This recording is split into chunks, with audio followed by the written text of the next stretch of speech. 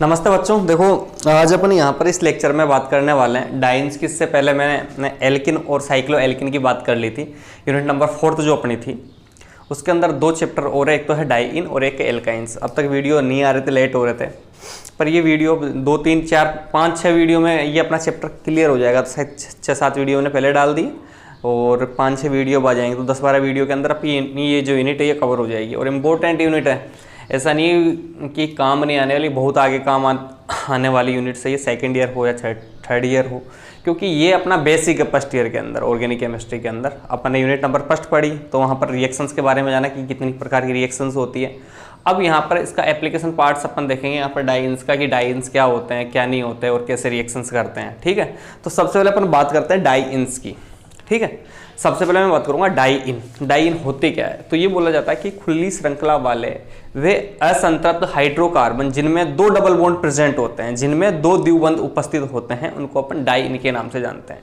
किसके नाम से? डाइइन के नाम से जानते हैं। दोबारा सुनो, मैंने क्या बोला कि वे असंतृप्त हाइड्रोकार्बन, खुली श्रृंखला वाले असंतृप्त हाइड्रोकार्बन जिनमें 2 डबल बॉन्ड प्रेजेंट होते हैं, उनको अपन किस नाम से जानते हैं? डाइइन के नाम से जानते हैं, या एल्काडाइन के नाम से भी जाना जाता है। इनका सामान्य सूत्र जो होता है वो होता है CnH2n-2। इनका सामान्य जो फॉर्मूला होता है, सामान्य सूत्र होता है वो होता है CnH2n-2, इसका सामान्य सूत्र होता है। ठीक है, अब अपन बात करेंगे डबल बॉन्ड। 2 डबल बॉन्ड आ जाते हैं।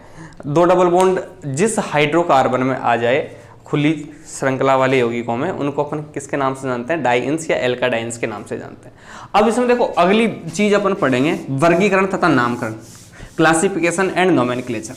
ठीक है, तो इसका जो वर्गीकरण जो दिया गया है, ये बोला जाता है कि कार्बन कार्बन, जो कार्बन कार्बन परमाणु होते हैं उनके बीच में डबल बॉन्ड आने, 2 डबल बॉन्ड आने हैं, उनकी स्थिति के आधार पर इनका क्लासिफिकेशन किया गया है कि दोनों डबल बॉन्ड कहाँ प्रेजेंट होते हैं। तो इनकी स्थिति के आधार पर अगर अपन क्लासिफिकेशन की बात करें तो यहाँ पर 3 प्रकार की डाइन्स अपन को पढ़ने को मिलेगी। कितने प्रकार की? 3 प्रकार की। तो पहली जो डाइइन है अपनी वह है, उसको मैं बोल सकता हूँ संचयी द्विबंध युक्त एल्काडाइन, या अपन बोल सकते हैं क्यूमुलेटेड एल्काडाइन, संचयी द्विबंध युक्त एल्काडाइन।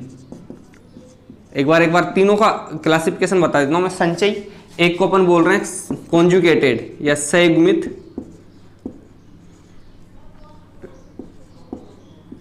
द्विबंध युक्त एल्काडाइन,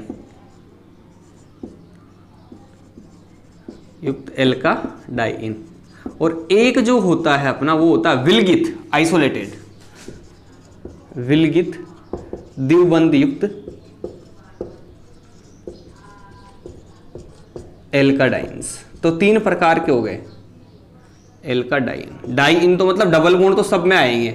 अब यहां पर मैंने बोला क्यूमुलेटेड बोलते हैं इसको कॉन्जुगेटेड बोलते हैं, और इसको आइसोलेटेड डाइइन्स बोलते हैं।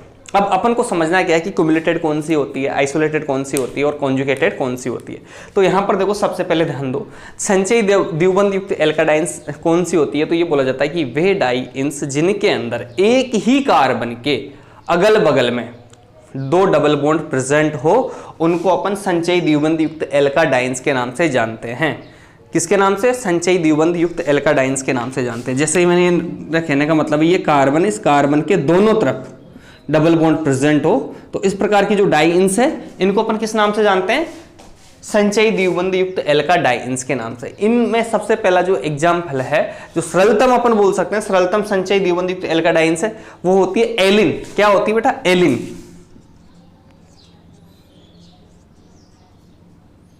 ये एलिन, इसको एलिन के नाम से जानते हैं, और इनका जो वर्गीकरण है ना वो एलिन्स के नाम से किया जाता है। तो यहां पर अपन ने बोला कि जब कार्बन के अगल बगल में 2 डबल बॉन्ड प्रेजेंट हो, तो वह कौन सी डाइन्स होती है? संचयी द्विबंध युक्त एल्काडाइन्स। मतलब अपन बोल सकते हैं कि कार्बन और कार्बन के बीच में कोई सिंगल बॉन्ड नहीं आता, यहाँ पर दोनों कार्बन एक कार्बन के अगल बगल में होते हैं। इस प्रकार की जो डाइन्स होती है उनको अपन संचयी द्विबंध युक्त एल्काडाइन के नाम से जानते हैं।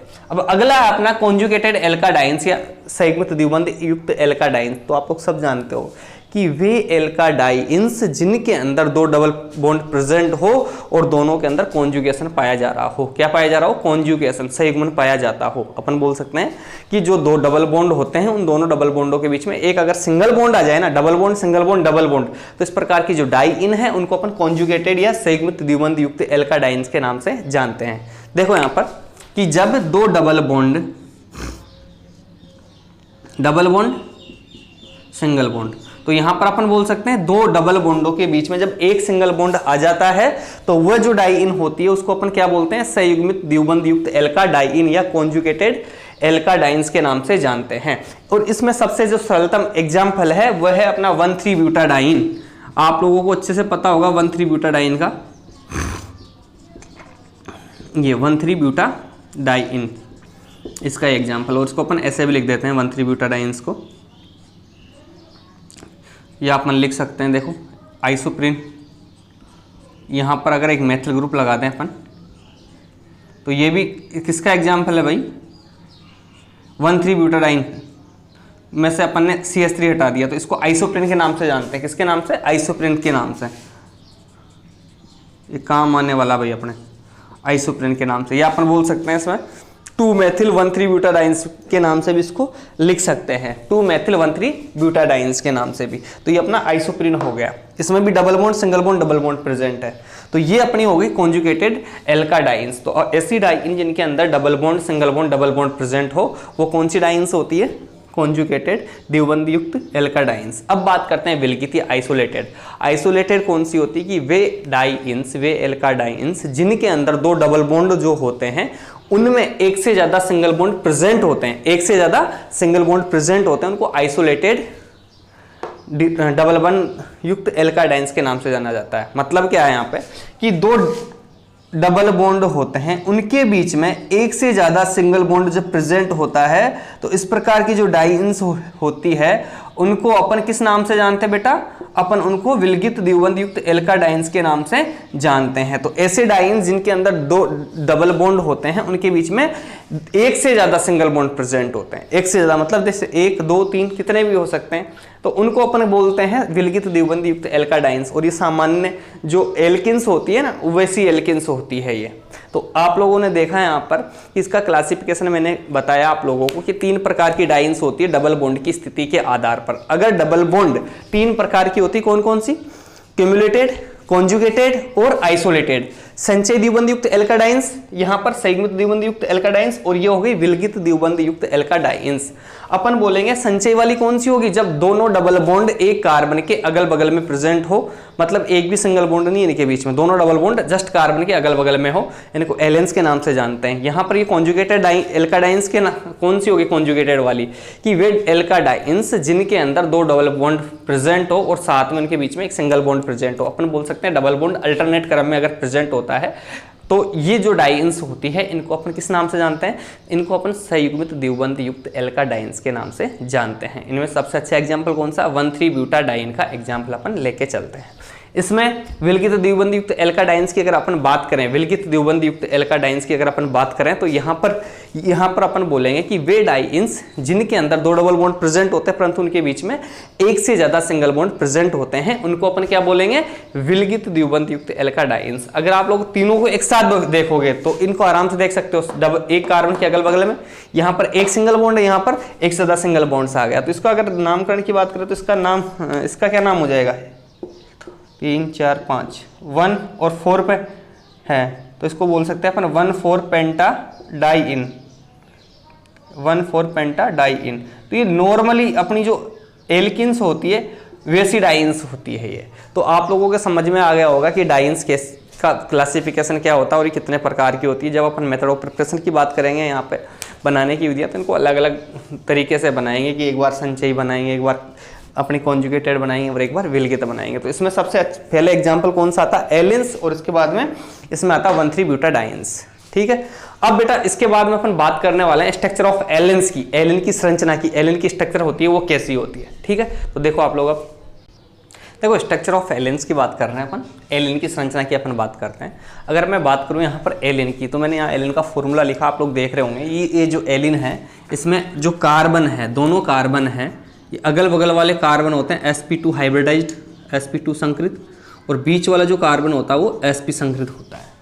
ठीक है, मैंने क्या बोला, बगल वाला जो कार्बन होता है वो sp2 संकरित होते हैं दोनों के दोनों, और यहाँ पे जो बीच वाला कार्बन है वो sp संकरित होता है।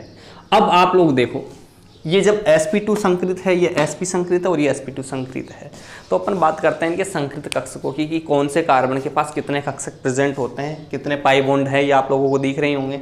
इसमें 2 सिंगल सिग्मा बॉन्ड और 2 पाई बॉन्ड है। अब ये 2 सिग्मा बंध और दोनों पाई बंधों का निर्माण कैसे होता है अपन को ये बात समझनी है। तो आप लोग मेरी बातों को ध्यान से सुनना, मैं क्या बोलना चाह रहा हूँ कि जो डबल बॉन्ड कार्बन है, सब में डबल बॉन्ड कार्बन है, तो यहाँ पर जो किनारे वाले जो कार्बन है उनका संकरण है sp2 और बीच वाला कार्बन उसका संकरण है sp। अब आप लोग ये बात जानते हो कि जो sp2 संकरित कक्षक है ना, या sp2 संकरित कार्बन है, अपन बोलें कि ये जो कार्बन है इसके पास 3 तो संकरित कक्षक sp2 होते हैं और एक असंकरित होता है, एक असंकरित। मैंने क्या बोला, इस CH2 के पास 3 तो संकरित है, क्या है, 3 संकरित कक्षक है sp2 और एक असंकरित कक्षक है। इसके पास भी ये 3 संकरित कक्षक होंगे sp2 संकरित और एक असंकरित कक्षक होगा। आप लोगों को पता है संकरित कक्षकों से तो सिग्मा बंध का निर्माण होता है, जबकि असंकरित कक्षकों से पाई बंध का निर्माण होता है। ये बात आप लोग अच्छे से जानते हो। अब इसमें बीच वाले कार्बन की मैं बात करता हूँ। बीच वाला जो कार्बन है ना sp वाला, तो अपन बोलेंगे इसके पास 2 तो संकरित कक्षक होते हैं, 2 तो संकरित कक्षक है sp, और यहाँ पर एक असंकरित कक्षक, सॉरी 2 ही असंकरित कक्षक है। और आप लोग अब ये बात मुझे आराम से बता सकते हो कि इसके पास 3 संकरित कक्षक है तो ये 3 सिग्मा बंध बनाएगा, इसके पास भी 3 संकरित कक्षक है तो ये भी 3 सिग्मा बंध बनाएगा और एक पाई बंध बनाएगा। जबकि बीच वाला जो है ना वो क्या करेगा, बीच वाला जो है वो 2 तो सिग्मा बनाएगा और 2 ही पाई बनाएगा। ये आप लोगों को दिख भी रहा होगा। देखो अब इसकी बात करते हैं कि ये जो बीच वाला कार्बन है sp संकरित कक्षक है, तो यहाँ पर मैं बोलूँगा कि ये 3 संकरित कक्षक है। अब 3 संकरित कक्षकों में से ये क्या क्या बनाएंगे, ये 2 हाइड्रोजन है, दोनों हाइड्रोजनों के 1s कक्षक के साथ अक्षीय अतिव्यापन करके 2 सिग्मा बंध बनाएगा ये कार्बन, और एक बनाएगा सिग्मा बंध कार्बन कार्बन के बीच में, क्योंकि यहाँ पर भी संकरित कक्षक और यहाँ पर भी संकरित कक्षक है। इसी तरह से ये भी यही करेगा। अब ये बनेंगे कैसे, थोड़ा सा ये देख लो आप लोग। देखो मैं बनाने की कोशिश करता हूँ। यहाँ पर ये कार्बन है, ठीक है, इस कार्बन के पास 3 sp2 संकरित कक्षक है, ये भी sp2, ये भी sp2 और ये भी sp2 संकरित कक्षक है। ठीक है, अब बात करते हैं बीच वाले कार्बन की। अब ये जो बीच वाला कार्बन है, अब ये बीच वाला जो कार्बन है ना, ये वाला, ये sp संकरित कक्षक रखेगा। कौन से, 2 sp संकरित कक्षक रखेगा। भाई दिख रहा कि नहीं दिख रहा, वीडियो में दिख रहा होगा मेरे हिसाब से, लाल कलर में बना रखे हैं मैंने, 2 sp संकरित कक्षक। फिर अपन बात करें इधर वाला जो कार्बन है, ये भी क्या है, इस तरह से ये बंध बना लेगा भाई, है ना, इस तरह से ये बंध बनाता है, ये लो, और यहाँ पर भी ये इस तरह से बंध बना लेगा। ये कौन सा अपना, ये sp2 होता है, ये एक sp2 और एक ये sp2 रहा। अब यहाँ पर बगल में कौन है, हाइड्रोजन है ये, तो हाइड्रोजन के 1s कक्षक के साथ अक्षीय अतिव्यापन करेंगे और अक्षीय अतिव्यापन करके कौन सा बंध बनाएंगे, ये सिग्मा बंध बनाएंगे साहब। कौन सा बंध बनाएंगे, सिग्मा बंध। ये भी sp2 है, ये भी sp2 है, और हाइड्रोजन का 1s कक्षक है ये हाइड्रोजन का 1s कक्षक है, अक्षीय अतिव्यापन करके सिग्मा बंध बनाएगा। अब यहाँ पर देखो आप लोग बीच में कि ये sp2 और ये sp, ये sp और ये sp2, ये भी क्या बनाएगा, सिग्मा बंध। तो मेरे हिसाब से आप लोगों को सब जगह सिग्मा बंध दिख गए होंगे, ये सिग्मा बंध बनेगा यहाँ पर भी। तो कार्बन कार्बन के बीच में सिग्मा बंध का फॉर्मेशन आप लोगों को दिख रहा होगा, कार्बन कार्बन के बीच में सिग्मा बंध का फॉर्मेशन आप लोगों को दिख रहा होगा। और साथ ही साथ एक बात और समझ में आ रही होगी आप लोगों के, ये बातें अपने समझ में आएगी, कितने संकरित होते हैं कितने असंकरित होते हैं, तो इसको मिटा देता हूं मैं। आप लोगों के एक बात और समझ में आ रही होगी कि यहाँ पर ये हाइड्रोजन है, ये भी क्या बनाते हैं, सिग्मा बंध बनाते हैं। अब मैंने क्या बोला था, इस कार्बन के पास एक असंकरित कक्षक उपस्थित है। अभी तक एक असंकरित कक्षक उपस्थित है, और असंकरित कक्षक के अंदर 2 लोप होती है भाई। असंकरित कक्षक में कितनी लोप होती है, 2 लोप होती है। मान लो मैं बोल रहा हूं इसके पास pz खाली रह गया, और इसके पास मैं बोल देता हूं py खाली है। कौन सा, py खाली है। और आप लोगों को पता होगा कि दोनों के दोनों ये एक दूसरे के परपेंडिकुलर होते हैं। पी वाई और पी जेड जो होते हैं एक दूसरे के परपेंडिकुलर होते हैं। कैसे होते हैं? परपेंडिकुलर। अपन बोल सकते हैं एक दूसरे के ये लंबवत प्रेजेंट होते हैं। देखो यहां पर तीन कक्षक होते हैं, तीन एक्सिस होती है, एक्स एक्सिस, वाई एक्सिस और जेड एक्सिस। तो इस तरह से ये हो गए, ठीक है। एक तो ऐसे होता है सामने, एक एक्सिस ये और एक एक्सिस ये, तो इस तरह से प्रेजेंट होता है, एक आगे और एक पीछे की साइड ही। तो यहां पर जो पी वाई और पी जेड कक्षक है ना, एक तो है यहां पर तिरछा थोड़ा सा, या अपन बोल सकते हैं परपेंडिकुलर है, कि एक तो इस तरह से है ऑर्बिटल और एक इस तरह से है। आप लोगों को समझ में आ रहा होगा कि एक तो इस तरह से है और एक आमने सामने से है। तो यहां पर इस तरह से है ये। अब ये जो बीच वाला है ना, इस बीच वाले के पास दो असंकृत कक्षक है। दोनों संकृत कक्षक तो मैंने बना दिए, अब बात करता हूं असंकृत कक्षकों की। तो यहां पर इसको पी वाई को इस तरह से ही बनाता हूं मैं, इससे ये पी वाई कक्षक है ना, और यहां पे ये अपना असंकृत था भाई, ये असंकृत है। और ये जो संकृत कक्षक है उसको मैं बना देता हूं, ये भी असंकृत है, ये पी जेड है और ये पी वाई, ये भी अपना पी वाई हो गया।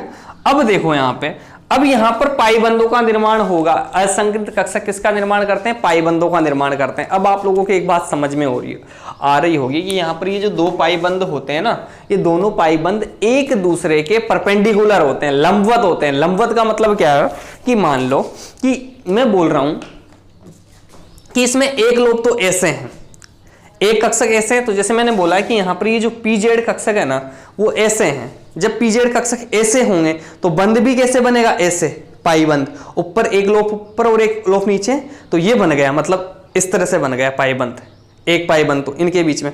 और जब इधर की साइड जो पी वाई कक्षक है उसमें किस तरह से बनेगा? इस तरह से, एक इधर लोब है और एक इसके पीछे। तो ये कैसे? देखो एक पाई बंध तो ऐसे है और एक पाई बंध ऐसे हैं, तो एक दूसरे के परपेंडिकुलर हुए कि नहीं हुए? तो ये बोला जाता है कि ये जो दोनों पाई बंध होते हैं, वो दोनों पाई बंध एक दूसरे के परपेंडिकुलर होते हैं। देखो यहां पर ये बनने वाले बंध कैसे बनेंगे कि यहां पर ये पी वाई जो है ये ऐसे इस तरह से बना लेंगे, पी वाई तो, और ये जो पी जेड है वो भी इस तरह से बंध बना लेंगे भाई, इस तरह से बंध बना लेंगे। ये आप लोगों को इमेज दिख रही होगी एक, और इस इमेज को आप लोग अच्छे से समझ सकते हो कि ये जो पाई बंध है वो कैसे हैं। दो ग्रीन जो रिंग दिख रही है ना आप लोगों को, ये दोनों ग्रीन रिंग जो है ना, ये दोनों ग्रीन रिंग क्या है? दोनों पाई बंधों को दिखाती है, और दोनों के दोनों कैसे हैं? परपेंडिकुलर होते हैं। ये जो दोनों ग्रीन रिंग दिख रही है, दोनों के दोनों परपेंडिकुलर है। दोनों पाई बंध आप लोग देखोगे, एक तो कैसे हैं? इस तरह से हैं, और एक कैसे हैं? इस तरह से हैं। तो दोनों के दोनों पाई बंध होते हैं वो एक दूसरे के परपेंडिकुलर होते हैं या लंबवत होते हैं। तो आप लोगों को समझ में आया होगा कि किस तरह से पाई बंधों का निर्माण होता है। यहां पर इसका अगर मैं आगे एक डायग्राम और बनाऊं, जैसे ये इस तरह से बना है, ये इस तरह से बना है, ये दोनों हाइड्रोजन, ये दोनों हाइड्रोजन। अब यहां पर हाइड्रोजन और हाइड्रोजन, तो ये अपनी एलिन की स्ट्रक्चर ऐसे होती है। और इसमें बनने वाला जो पाई बंध है उसको अपन इस तरह से दिखा सकते हैं, इस तरह से दिखा सकते हैं भाई, कि एक पाई बंध तो इसमें इस तरह से होता है तो एक तरह से पूरे पे फैला हुआ है। ये है तो पूरे पे फैला हुआ, ऐसा तो है नहीं कि पूरे पे नहीं फैला हुआ। परंतु अब यहां पर तो क्या 3D में तो बनेगी नहीं इमेज, तो 3D में नहीं बनेगी मेरे से, तो मैं इस तरह से इसको बनाने की कोशिश कर रहा हूं। पर आप लोग समझना इसको किस तरह से फैला हुआ है। ये तो कैसे है? एक लोब ऐसे और एक ऐसे है, तो यहां पर इस तरह से ये पाई बंधों का निर्माण हो जाता है। तो ये बोला जाता है कि जो एलिन होती है ना, अब एक चीज और बता दूं आप लोगों को कि ये जो कार्बन है ना, अगल बगल वाले कार्बन, ये दोनों प्लेन में है कार्बन, परंतु इन पे जो लगे हाइड्रोजन है ना, वो एक जैसे नहीं है। ये वाला कार्बन है, इस पे लगे हाइड्रोजन अलग तरह के कैसे हैं, और इस पर लगे हुए हाइड्रोजन अलग तरीके से हैं। सुनो कैसे हैं कि मान लो इस पर लगे हुए हाइड्रोजन तो प्लेन में है ऐसे, इस तरह से, ठीक है। इधर वाले के, जब इधर वाले के ऐसे है ना, तो बगल वाला जो है ना उसके ऐसे हैं, ऐसे, वो ऐसे थे, अब ये ऐसे हैं। एक तो टुवार्ड्स द वीवर और अवे फ्रॉम द वीवर हो गया, एक तो देखने वाले के पास और एक देखने वाले से पीछे की साइड, इस तरह से। तो कैसे हैं देखो, इसमें एलिन की स्ट्रक्चर समझना आप लोग। कार्बन, ये कार्बन, ये कार्बन, ये कार्बन। अब यहां पर जो कार्बन है ना, उसमें तो दोनों बंध कैसे हैं? ऐसे, दोनों हाइड्रोजन ऐसे हैं, ठीक है, फिर सिंगल बॉन्ड आ गया, फिर कार्बन, फिर कार्बन। अब यहां पर जो कार्बन था उस पे इस तरह से, उस पे इस तरह से, मेरी दोनों उंगलियां देखो आप लोग, या दोनों पेन्स को देखो आप, ये इस तरह से है, इसमें इधर वाले कार्बन है, जबकि इधर वाले कार्बन में इस तरह से थे, ये इस तरह से। तो यहां पर स्ट्रक्चर ऑफ एलिन आप लोगों के मेरे हिसाब से समझ में आई होगी कि एलिन की संरचना होती है वो कैसे होती है। वीडियो में मैंने काफी कुछ बता दिया आप लोगों को, किस तरह से ये बंध बनते हैं और किस तरह से ये बंध नहीं बनते। ये बोला जाता है कि जो एलिन होती है ना वो असमतलीय अणु होता है। अब असमतलीय अणु क्यों है ये तो आप लोगों के समझ में आ ही गया होगा, क्योंकि इसके अंदर पूरे के पूरे जो मॉलिक्यूल्स होते हैं ना आउट ऑफ प्लेन भी है, इधर वाले जैसा आउट ऑफ प्लेन है, इधर वाले प्लेन में है, तो ये असमतलीय अणु, और असमतलीय अणु होने के कारण इसके अंदर स्थायित्व में कमी होती है, और स्थायित्व कम होता है। और साथ ही साथ ये बोला जाता है कि जो कार्बन कार्बन डबल बॉन्ड है ना, इसकी जो सामान्य बंध लंबाई है उसकी जितनी नहीं रहती है, इसकी जो बंध लंबाई है वो होती है 1.31 एंगस्ट्रॉम, जबकि एल्किन के अंदर जो होती है वो होती है 1.33 एंगस्ट्रॉम। ऐसा क्यों होता है? तो ऐसा इसलिए होता है क्योंकि बीच वाला जो कार्बन है वो यहाँ पे sp संकृत कार्बन होता है, और अपन को पता है कि sp संकृत कार्बन के या sp संकृत जो कार्बन होता है उससे की जो बंध लंबाइयाँ होती है वो कम होती है।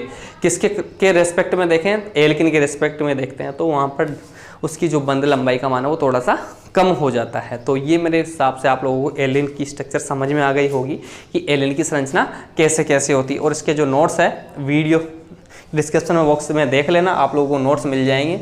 ठीक है, मेरे हिसाब से अगर कोई बात समझ में नहीं आई तो आप लोग बता सकते हो। ये एलिन की अपनी संरचना थी। ठीक है,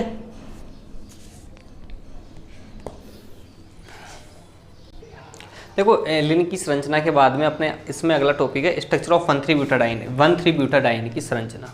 तो जैसे अपन ने एलिन की बात की थी वैसे ही 1,3-ब्यूटाडाइंस की बात करूंगा मैं। ये 1,3-ब्यूटाडाइन की संरचना होती है। ठीक है, अब इस 1,3-ब्यूटाडाइन के अंदर अपन देखेंगे एलिन के बीच में, तो अपन देख रहे थे कि वहाँ पर जो कार्बन परमाणु होते हैं उनका संकरण क्या होता है। ऐसे ही अगर 1,3 एलिन के बाद अपन 1,3-ब्यूटाडाइन की बात करें तो ये बोला जाता है कि इसमें उपस्थित चारों कार्बन sp2 संकृत कक्षक या sp2 संकृत होते हैं। तो अपन बोल सकते हैं कि 1,3-ब्यूटाडाइन में उपस्थित चारों के चारों कार्बन कैसे होते हैं, sp2 संकृत होते हैं। और जब sp2 संकृत हैं तो अपन बोल सकते हैं कि चारों कार्बनों के पास 3-3 sp2 संकृत कक्षक उपस्थित है। जितने भी कार्बन है, 4 कार्बन है, चारों कार्बनों के पास 3-3 sp2 संकृत उपस्थित है। इसको 1, इसको 2, इसको 3 और इसको 4 अगर मैं बोल दूं, 1 2 3 4 अगर अपन बोल देते हैं तो चारों कार्बनों के पास 3-3 sp2 संकृत कक्षक उपस्थित होते हैं, और सबके पास एक असंकृत pz कक्षक उपस्थित होता है जिसमें एक इलेक्ट्रॉन प्रेजेंट होता है। ये बात समझ में आ गई आप लोगों के। मैंने क्या बोला कि प्रत्येक कार्बन के पास 3-3 sp2 संकृत कक्षक और एक असंकृत pz कक्षक उपस्थित होता है। अब मैं ये बोलूँगा कि प्रत्येक कार्बन है उसकी स्थिति अलग अलग है। तो आप लोग देख रहे होंगे C1 और C4 एक जैसा है, C2 और C3 एक जैसा है। तो मैं C1 और C4 के लिए एक जैसी बातें कर सकता हूँ, C2 और C3 के लिए एक जैसी बातें कर सकता हूँ। तो मैं बोलूँगा C1 और C4 के अंदर 2-2 sp2 संकृत कक्षक, मैंने क्या बोला, C1 व C4 के साथ 2-2 sp2 संकृत कक्षक हाइड्रोजन, यहाँ पर 2-2 हाइड्रोजन है, हाइड्रोजन के 1s कक्षकों के साथ अक्षीय अतिव्यापन करके सिग्मा बंध का निर्माण करते हैं। क्या बोला मैंने, C1 व C4 के 2-2 sp2 संकृत कक्षक हाइड्रोजन के 1s कक्षक के साथ अक्षीय अतिव्यापन करके सिग्मा बंध का निर्माण करते हैं।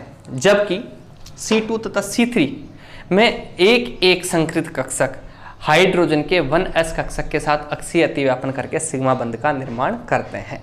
ठीक है, अब अगर मैं बोलूं यहाँ पर कार्बन के बीच में बनने वाले सिग्मा बंध के बारे में, तो अपन बोलेंगे कि यहाँ पर C1 और C2 के बीच में, तो मैं बोलूँगा C1 व C4 का एक संकृत कक्षक C2 व C3 के साथ sp2, इसका जो C2 व C3 का जो sp2 संकृत कक्षक होगा उसके साथ अक्षीय अतिव्यापन करके कार्बन सिग्मा बंध का निर्माण करता है। ठीक है, ये बातें आप लोगों के समझ में आ गई होगी मैंने क्या बोला और क्या नहीं बोला। तो आप लोगों को एक डायग्राम बना के मैं बता देता हूँ, ठीक है, कि इसके पास कितने कक्षक होते हैं, कितने कक्षक नहीं होते हैं, और कैसे कैसे ये बंध बनाने भाग लेते हैं। जैसे देखो यहाँ पर, जैसे ये C1 है, अपन बोल रहे हैं C1 के पास 3 sp2 संकृत कक्षक होते हैं। तो ये लो साहब, ये C1 है, C1 के पास 3 sp2 संकृत कक्षक हो गए। वैसे ही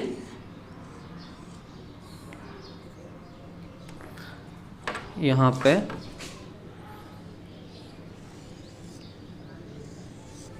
ये C2, C1 और C2 के पास 3 3 संकृत कक्षक हो गए। अब ये तुम्हारा C3 हो गया। इसी तरह से ये जो C3 है इसके पास भी 3 संकृत कक्षक हो गए साहब, ये लो 3 संकृत कक्षक। ये C4 है, इसके पास भी 3 संकृत कक्षक हो गए। सबके पास मैंने 3 3 संकृत कक्षक लगा दिए। अब मैंने बोला कि C1 के 2 संकृत कक्षक, ये 2 संकृत कक्षक हाइड्रोजन के 1s कक्षक के साथ, ये हाइड्रोजन का 1s कक्षक है, ये हाइड्रोजन का 1s कक्षक है, उसके साथ अक्षीय अतिव्यापन करके कौन सा बंध बनाते हैं? सिग्मा बंध बनाते हैं। ये लो, ये भी sp2 है और ये भी sp2 है। इसी तरह से यहाँ पर भी हाइड्रोजन के 1s कक्षक के साथ अक्षीय अतिव्यापन करके सिग्मा बंध बना रहे हैं। ये सिग्मा बंध बन गया, ठीक है। और ये कौन से हैं? sp2। ये कौन से हैं? sp2। ये भी कौन सा भाई? sp2। ये भी कौन सा? sp2। ये बातें हो गई। अब मैंने बोला कि यहाँ पर C2 व C3 का एक जो कक्षक होता है वो भी हाइड्रोजन के 1s कक्षक के साथ अक्षीय अतिव्यापन करते हैं। ये 1s, ये हाइड्रोजन का 1s, ये सिग्मा बन गया और ये भी अक्षीय अतिव्यापन करके सिग्मा बंध का निर्माण कर लिया। तो मैंने हाइड्रोजन के बीच में सिग्मा बंधों का निर्माण कर दिया। अब उसके बाद अपन बात करें कार्बन कार्बन के बीच बनने वाले सिग्मा बंधों की, तो यहाँ पर इसके पास अब 1 संकृत कक्षक बचेगा, इसके पास 2 संकृत कक्षक बचेंगे। तो 2 संकृत कक्षक, तो ये C2 जो है ना, C1 के साथ और C3 के साथ सिग्मा बंध का निर्माण करेगा। इसके 2 संकृत कक्षक, एक तो ये काम आ गया इसका sp2 और एक इसका ये sp2 काम आ गया। तो यहाँ पर ये सिग्मा बंध का निर्माण कर रहे हैं। ये भी sp2 है ना, इसका sp2 आपस में आपस में अक्षीय अतिव्यापन करके सिग्मा बंध का निर्माण कर रहे हैं। इसी प्रकार से यहाँ पर C3 और C4, C3 के पास भी 1 संकृत बचा और C4 के पास भी 1 संकृत बचा, तो यहाँ पर भी 1 सिग्मा बंध का निर्माण हो जाएगा। अक्षीय अतिव्यापन करके सिग्मा बंध का निर्माण कर देते हैं। तो ये सिग्मा बंध का निर्माण हो गया और सबके पास क्या है? 1 कक्षक रह गया इनके पास। सबके पास एक असंकृत pz कक्षक और प्रेजेंट होता है, जिसकी आप लोगों के पास अलग पेन होगा बेटा, तो अलग पेन से बना लेना इस लोफ को। ये आप लोगों के पास सबके पास एक pz कक्षक है इनके पास, जो कि पाई बंध बनाने के काम आने वाला। इस तरह से यहाँ पर ये वर्बली आप लोगों की बातें समझ में आई होगी किस तरह से बंधों का निर्माण होता है, ठीक है। तो यहाँ पर देखो, ये जो बंध बने हैं एक्चुअली में इस तरह से बंध बने होंगे।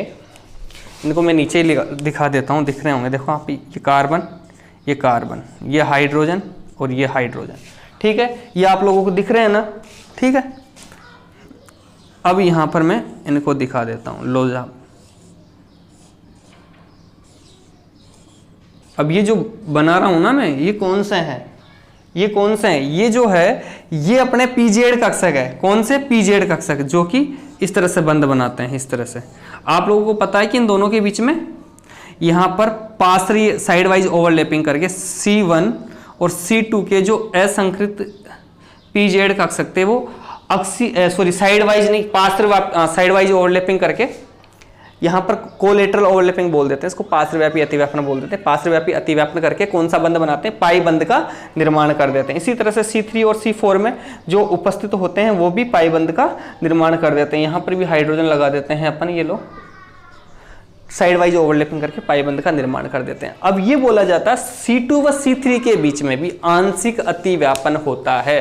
ये C2 और जो C3 है ना, ये वाला, ये C2 और ये C3 है, इनके बीच में भी क्या होता है? आंशिक अतिव्यापन होता है, साइड वाइज ओवरलैपिंग होता है, जिससे यहाँ पर भी पाई बंध का निर्माण हो जाता है। तो ये बोला जाता है कि जो 1,3-ब्यूटाडाइन होती है ना, इस पर चारों कार्बन परमाणुओं पर जो पाई बंध है वो ऊपर व नीचे एक तरह से इसको पूरी को कवर कर लेता। पूरी को कवर करने का मतलब यहाँ पर आंशिक अतिव्यापन होगा। अपन को पता है कि यहाँ पर क्या पाया जाता है? यहाँ पर कॉन्जुगेशन पाया जाता है। तो double bond, single bond, double bond है, तो ये संयुग्मित होकर बीच में भी डबल बॉन्ड आ जाता है, जिसकी वजह से ये बोला जाता है चारों कार्बनों पर ये जो पाई बंध है ऊपर और नीचे फैला होता है। तो अपन बोल सकते हैं इस तरह से ये फैला होता है। देखो बेटा, ये लो कार्बन, या हाइड्रोजन, या हाइड्रोजन, या हाइड्रोजन। इस तरह से अगर मैं बोलूं यहाँ पे, ये जो पाई बंध होता है वह इस तरह से होता है।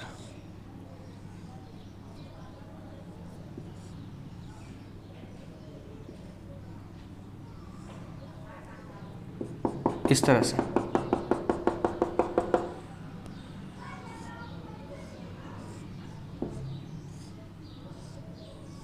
तरह से ये प्रेजेंट होता है। इसकी एक लोब ऊपर और एक लोब नीचे प्रेजेंट होती है और जो कि चारों कार्बन परमाणुओं पर फैली होती है। तो इस तरह से ये 1,3 ब्यूटाडाइन की स्ट्रक्चर्स होती है। अब ये बोला जाता है, अपन को पता है कि C2 और C3 के बीच में एक सिंगल बॉन्ड पाया जाता है और अपन को पता है C2 और C3 के बीच में सिंगल बॉन्ड पाए जाने की वजह से ये क्या बोलते हैं, फ्री रोटेशन पॉसिबल है। तो फ्री रोटेशन पॉसिबल है तो यहाँ पर ये दो प्रकार की स्ट्रक्चर बनाता है, एस ट्रांस और एस सिस। एस ट्रांस और एस सिस जो बनाता है, एस बोले तो सिंगल बॉन्ड की वजह से बोला जाता है कि जो सिंगल बंध होता है, एकल बंध होता है, उसके प्रीत मुक्त गुणन पाया जाता है। इसकी वजह से इसकी स्ट्रक्चर आप लोगों को देख लोगे वीडियो में, एक बार देख लो, है ना, ढंग से दिख रही होगी ये, स्क्रीनशॉट ले लेना, अगर नहीं दिख रहा हो तो दिख जाएगा जहाँ तक है। ये C3 और ये C4 है और ये PZ कह सकते हैं, सबके सब ये सबके सब PZ कह सकते हैं। ये PZ है भाई, PZ कह सकते हैं, इनको लिख लेना ना। तो यहाँ पर ये बोला जाता है कि ये जो दो फॉर्म में पाया जाता है, एस सिस और एस ट्रांस, ये तो अपना एस ट्रांस हो गया और वह ये एस सिस में भी पाया जाता है। इस तरह से ये एस ट्रांस है, यहाँ पर सिंगल, ये एस ट्रांस नहीं सॉरी सिस है और ये एस ट्रांस है। तो इसको एस ट्रांस और एस सिस ये अपन ने फर्स्ट यूनिट में बता दिया था जहाँ तक है मैंने, कि एस सिस कौन सा होता है, एस ट्रांस कौन सा होता है। सिंगल बॉन्ड के प्रीत मुक्त गुणन की वजह से ये घूम जाता है यहाँ पर, तो यहाँ पर सिस और ट्रांस के फॉर्म में भी पाया जाता है। तो ये 1,3 ब्यूटाडाइन की स्ट्रक्चर है। मेरे हिसाब से आप लोगों को समझ में आई होगी और मैं कोशिश करता हूँ, कमेंट्स करके ज़रूर बताना और वीडियो को लाइक ज़रूर कर दिया करो। जब तुम देखते हो तो लाइक करने में क्या जा रहा है भाई तुम्हारा, है ना, लाइक कर दिया करो वीडियो को अगर बातें समझ में आ रही हो तो आज का वीडियो इतना ही काफ़ी है। मैंने यहाँ पर इस वीडियो में देखो, आज अगर रिवाइज करवाने की बात करूँ तो क्या बोला था कि वे असंतृप्त हाइड्रोकार्बन, खुली श्रृंखला वाले वह असंतृप्त हाइड्रोकार्बन जिनके अंदर दो डबल बॉन्ड प्रेजेंट होते हैं उनको एल्काडाइंस या डाइंस के नाम से जाना जाता है। फिर क्लासिफिकेशन की बात की थी मैंने, क्लासिफिकेशन के अंदर बोला था कि दो प्रकार के डाइंस, तीन प्रकार के डाइंस होते हैं, किसके द्विबंध की स्थिति के आधार पर, संचयी, संयुग्मित और विलगित। संचयी कौन सी थी, जिसमें कार्बन के बीच एक कार्बन के दोनों अगल बगल में डबल बॉन्ड प्रेजेंट थे। कॉन्जुगेटेड कौन सी थी, carbon single bond carbon, double bond single bond double bond, इस तरह से डबल बॉन्ड प्रेजेंट होते हैं, उनको कॉन्जुगेटेड डाइंस के नाम से। और वहाँ पर 1,3 ब्यूटाडाइन का एग्जाम्पल लिया था। यहाँ पर एलिन का एग्जाम्पल लिया था अपन ने। सबसे सरलतम संचयी द्विबंध युक्त एल्काडाइंस कौन सी थी अपनी, एलिन्स। लास्ट में अपन ने 1,4 पेंटाडाइंस का एग्जाम्पल लिया था और वहाँ पर मैंने बोला था कि विलगित डाइंस की वे एल्काडाइंस जिनके अंदर दोनों डबल बॉन्डों के बीच में एक से ज़्यादा सिंगल बॉन्ड प्रेजेंट हो उनको आइसोलेटेड डबल बॉन्ड बोलते हैं। उसके बाद स्ट्रक्चर ऑफ एलिन की बात की थी, उसके बाद 1,3 ब्यूटाडाइन की स्ट्रक्चर्स की बात की थी। आई होप आप लोगों को अच्छे से समझ में आया होगा।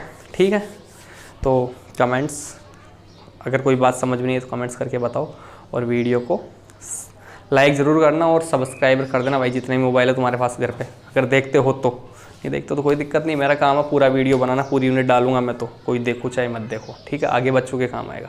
Thank you so much.